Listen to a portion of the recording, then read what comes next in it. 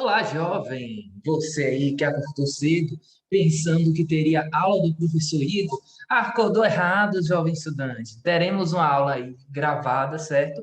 Por motivos de força maior. Mas isso não vai tirar todo esse seu empenho, toda essa sua vontade, esse seu desejo de ter conhecimento, de aprender, certo? E dos últimos pontos que a gente precisa para fechar esse assunto de teoria está focado em tempo e história.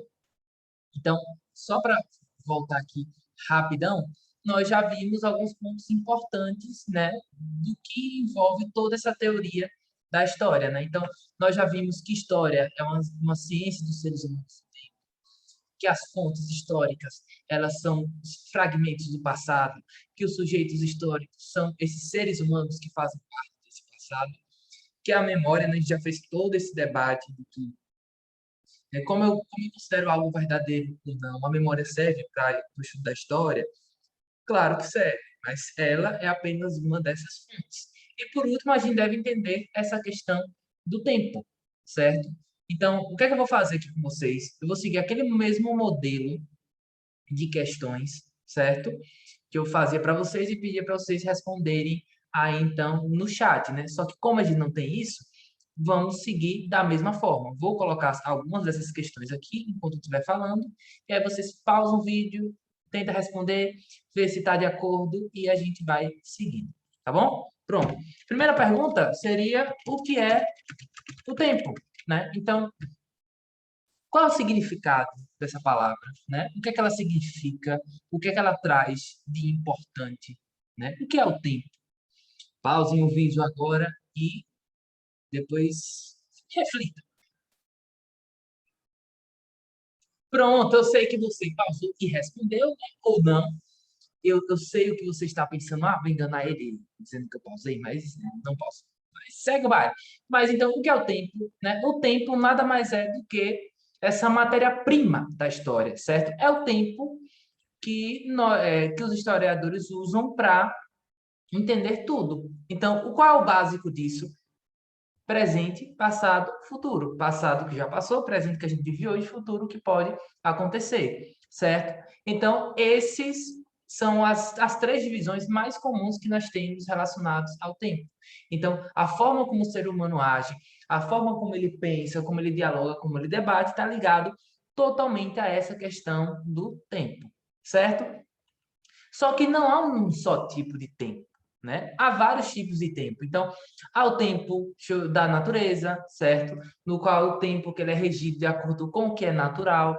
Então, há períodos do ano que chove mais, há períodos do ano que chove menos, e isso é natural, acontece com frequência, certo? Há o tempo cronológico, certo? Que é esse tempo que nós usamos hoje. Então, vocês sabem que tem um horário para entrar e assistir a aula. Vocês sabem que tem um horário para acabar a aula. Vocês sabem que tem um horário para isso, para aquilo, para almoçar, para lanchar, para jantar. Então, segue um padrão, certo? Que é esse tempo cronológico.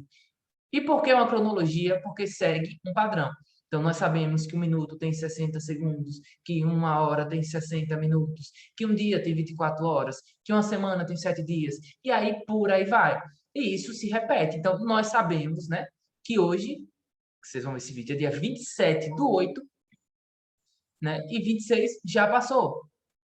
E no sábado será dia 29. Todo ano há dia 29 de agosto.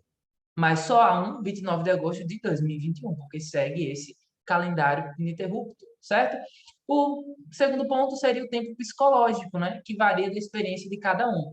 Então, por exemplo, para alguns, esse vídeo está sendo muito massa, então essa aula está sendo show, essa aula vai acabar rápido, dá uma sensação.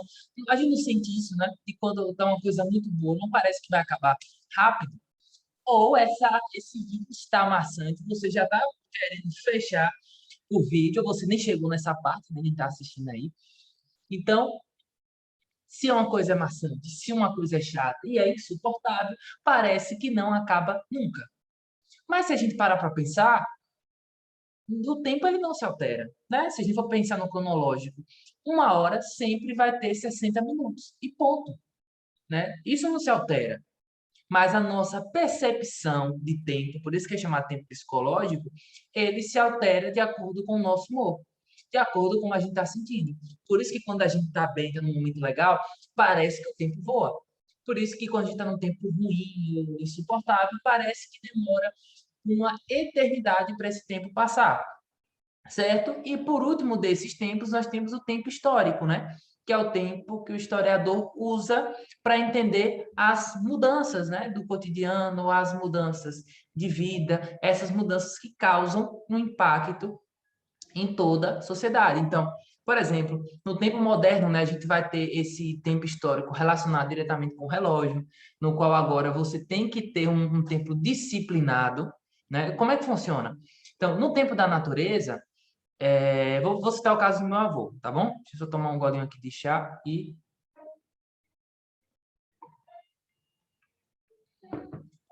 Então, o que acontece? Meu avô sempre acorda quando o sol nasce e meu avô sempre volta do trabalho quando está escurecendo, certo? Então, aí depois de estar escurecendo, volta para casa dele, janta, dá umas 8 e pouco, 9 horas, vai dormir. E meu avô mantém essa rotina há vários anos. Mas, Igor, quer dizer que ele não segue um horário do relógio? Claro que segue, né? Às vezes acorda de 5h40, 6 horas, 6h10. Claro que tem um relógio. Mas o trabalho dele, a vida dele, está condicionado a esse tempo da natureza. Então, por que ele acorda tal horário? Porque é o horário que o sol nasce. Por que ele sai do trabalho tal horário? Porque é o horário que o sol se põe. Tempo da natureza. Só que digamos que meu avô acordou cedo, né? E bateu aquele toró, bateu aquela chuva pesadíssima. E meu avô vai trabalhar? Não tem como, porque tá um lamaçal gigantesco. Como é que você vai botar ração pro gado se tá uma chuva pesadíssima? Então, o que é que ele vai fazer? Vai sentar lá na varanda, vai olhar a chuva, né? Que meu avô gosta de olhar a chuva, vai ficar tranquilo e pronto. Vai esperar a chuva passar para ir poder trabalhar. Então, percebam que o trabalho do meu avô, a vida dele, de certa forma, está condicionada ao tempo da natureza, que é diferente do nosso tempo. O nosso tempo não é de acordo com o tempo da natureza, e sim ao relógio. Vocês têm um horário para acordar, vocês têm o horário do lanche, vocês têm o horário do almoço. A vida dos seus pais segue também o mesmo esquema de horário do lanche, horário de almoço, horário para ir para trabalhar, horário para chegar do trabalho. Não importa se faz chuva, se faz sol, se vai cair um terremoto, temos que seguir esse horário, porque é um padrão que é estabelecido. E isso é presente na vida de todo mundo. Ninguém vai trabalhar o horário que quer. Nós temos horários estipulados que a gente tem que trabalhar e ponto. Ah, professor, mas eu não trabalho, eu sou estudante. Mas o colégio não prepara para a vida do trabalho? Olha aí, é o mesmo esquema, né? Você tem horário para cumprir, tem planos para cumprir, tem metas para cumprir. Você vai subindo em escalas, vai subindo em estágios, certo? Então, tudo isso para cumprir esse horário do mundo moderno. Para facilitar esse processo, nós temos aí a criação dos calendários, né? Que são de forma cíclica, então a gente sabe que todo ano vai ter janeiro, vai ter fevereiro, vai ter março, vai chegar em dezembro, e nisso vai tendo essas alternâncias aí desses calendários, certo? Lembrando que os calendários são variáveis para cada povo, né?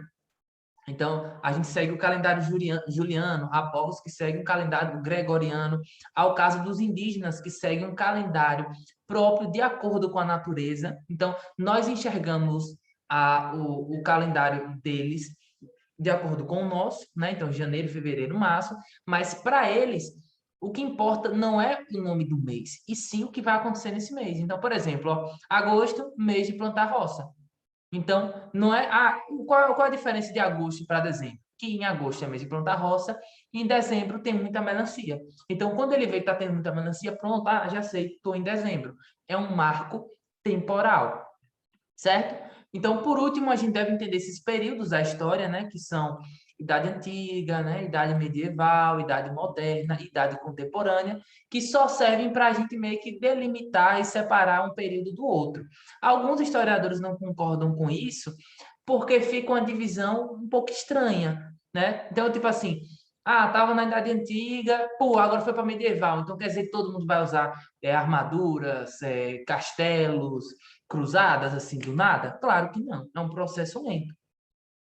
Então, em quantos locais vai ter uma mudança mais rápida, em outros locais vai ter uma mudança muito mais lenta.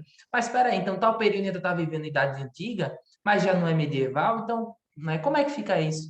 Mas a gente sabe que nessa historiografia ocidental, nós mantemos ainda essa divisão aí de tempo. Beleza? Então, é só isso por hoje. Eu recomendo a leitura desse textinho, só são 2 páginas, é bem curto. Vou colocar lá no Classroom também, certo? Junto com o link do vídeo upado lá no YouTube. E deixar 5 questões de cunho do Enem para vocês também responderem e ver, dar uma sondagem como é que está o nível de vocês aí. Beleza? Então é isso, vídeo curtinho de hoje. Aproveitem a sexta, mensagem do passado para o futuro, que na verdade é o presente de vocês. Gostou? É isso, pessoal. Se cuidem, um abraço e até a próxima.